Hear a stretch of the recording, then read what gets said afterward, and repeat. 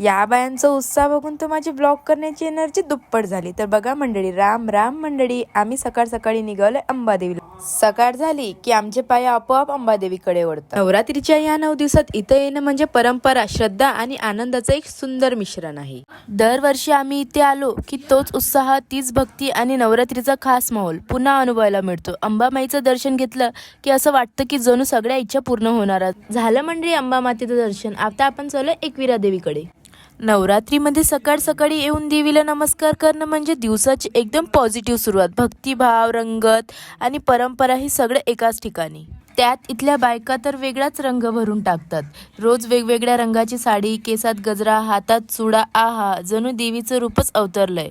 तेवढ्यात दिसली एक आपले फॉलोअर्स, रामराम मंडळी म्हणून जवळ आली। तर मंडळी, असं होतं आपलं अंबादेवीचं व्लॉग। व्हिडिओ आवडल्यास लाईक करा, शेअर करा, कमेंट करा आणि भेटूया नेक्स्ट व्लॉगमध्ये। जय अंबे।